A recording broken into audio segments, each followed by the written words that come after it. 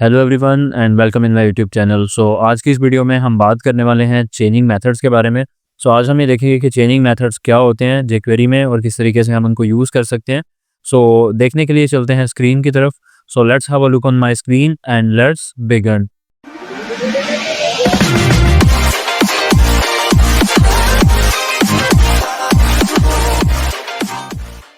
First of all हमें एक HTML document create करना होगा, जो कि आप यहाँ पे देख सकते हैं मैं ऑलरेडी कर चुका हूँ।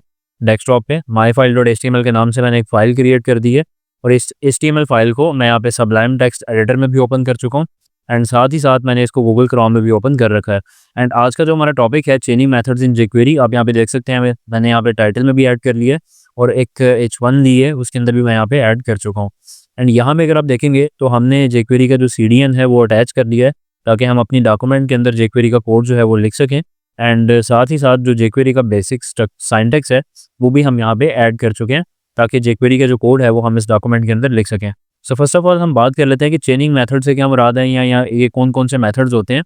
तो फर्स्ट ऑफ ऑल तो ये है कि चेनिंग मेथड एज सच कोई अलग से मेथड्स नहीं है, ये बेसिकली एक कॉन्सेप्ट का नाम है। फ़र्ज़ करें कि एक मैं यहाँ पर डिव अगर बनाता हूँ और उसके ऊपर मल्टीपल हम jQuery के थ्रू कोई मेथड्स अप्लाई कर रहे हैं, डिव है या कोई और एलिमेंट है जिसके ऊपर हम डिफरेंट मल्टीपल मेथड्स जो है वो अप्लाई कर रहे हैं। अब अगर हम मल्टीपल मेथड्स लिखेंगे तो डेफिनेटली लाइन ऑफ कोड भी उसी तरह से इंक्रीज़ होंगे, लेकिन चेनिंग मेथड्स का मतलब ये है कि मल्टीपल मेथड्स को आप इकट्ठा जोड़ देते हैं और उससे क्या होता है कि आपका जो लाइन ऑफ कोड है वो कम हो जाती हैं। जस्ट लाइक मैं आपको यहाँ भी शो करवा देता हूँ। हम एक एग्जांपल देखते हैं और उसके थ्रू इसको करते हैं। फर्स्ट ऑफ ऑल मैं यहाँ पे आऊँगा और यहाँ पे आके एक डिव ले लेता हूँ एंड इस डिव को हम एक आईडी असाइन कर लेते हैं। जस्ट लाइक मैं यहाँ पे आईडी इक्वल्स टू कर देता हूँ माय डिव एंड इसको हम इसके अंदर एक पैराग्राफ ले लेते हैं एंड लेट मी चेक। ये भी हमारी डिव यहाँ पे शो हो रही है। हम ऐसा कर लेते हैं कि इसको कुछ थोड़ा बहुत स्टाइल कर लेते हैं। मैं यहाँ पे हैश माय डिव और इसको बैकग्राउंड कलर डिफाइन कर देता हूँ रेड। इसकी जो विड्थ हाइट रन देते हैं, पैडिंग में ऐड कर देता हूँ 10 पिक्सेल्स तक। Let's see. अभी ये हमारे पास डिव आ चुकी है। हम ऐसा करते हैं कि इसका जो कलर है वो वाइट कर देते हैं ताकि जो टेक्स्ट का कलर है वो वाइट हो जाए। नाउ यू कैन सी कि अभी बिल्कुल सही तरह से ये डिव शो हो रही है। अब हमें क्या करना है कि मैं ये चाहता हूँ कि यहाँ पे एक बटन क्रिएट हो। जब भी हम उस बटन पे क्लिक करें तो सबसे पहले ये इस डिव को बेसिकली इसके ऊपर एक इफेक्ट ऐड होना चाहिए। Let me show you.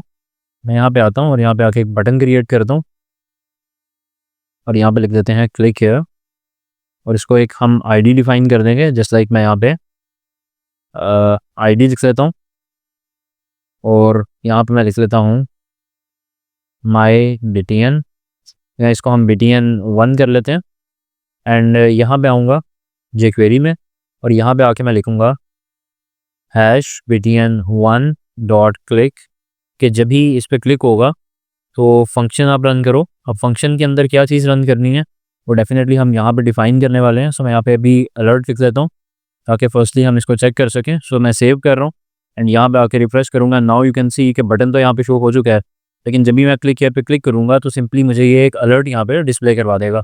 लेकिन मैं इस पर कोई भी इफेक्ट अप्लाई करना चाहता हूँ, जस्ट लाइक फेड का इफेक्ट या स्लाइड अप का, स्लाइड डाउन का।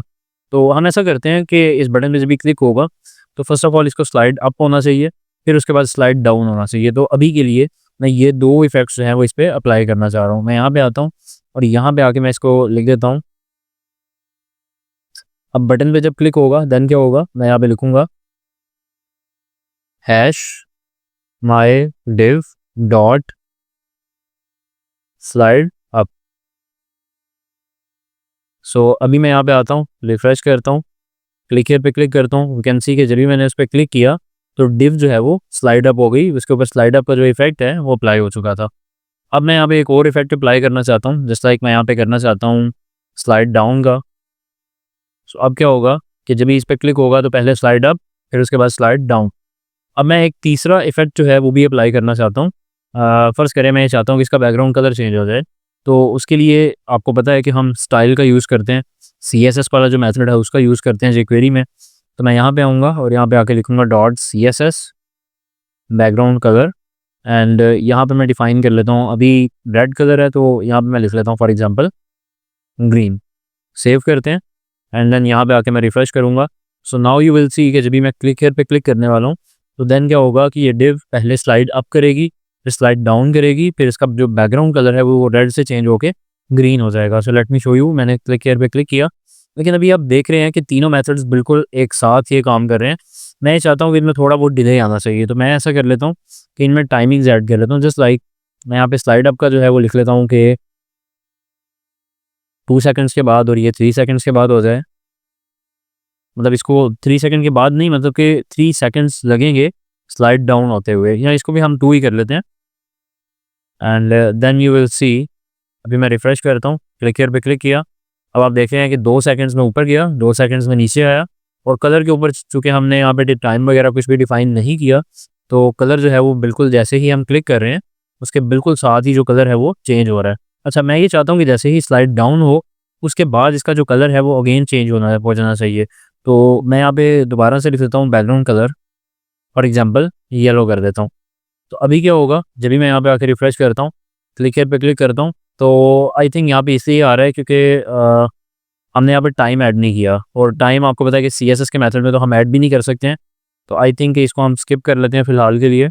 सेव करता हूँ, देन यहाँ पे आके मैं रिफ़्रेश करता हूँ, क्लिक हियर पे क्लिक करूँगा।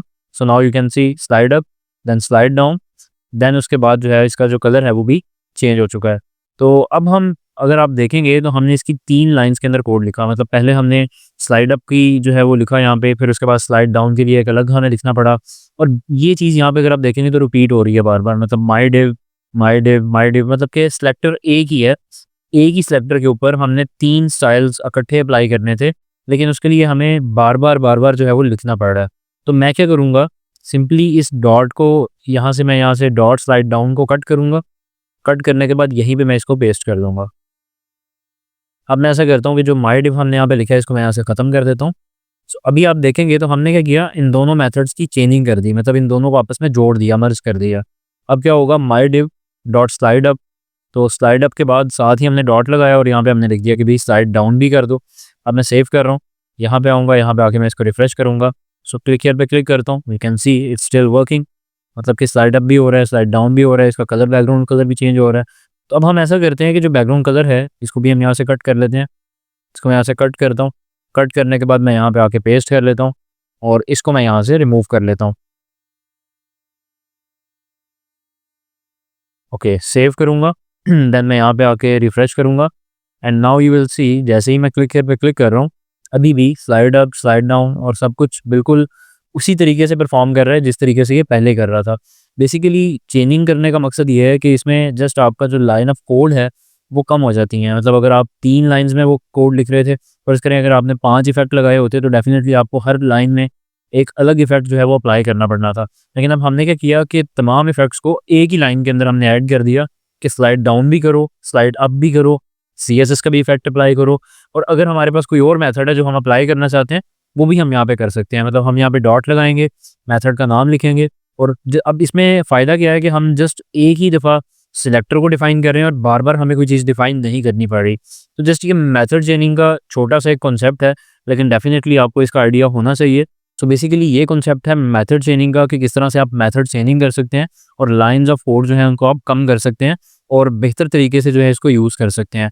सो उम्मीद करता हूँ कि वीडियो आपको अच्छी लगी होगी। नेक्स्ट आने वाली वीडियोज़ में हम जो jQuery के हमारे बाकी के कॉन्सेप्ट अभी रहते हैं, उनके बारे में हम देखने वाले हैं। सो मिलते हैं नेक्स्ट वीडियो में। Thank you. अल्लाह हाफ़िज़।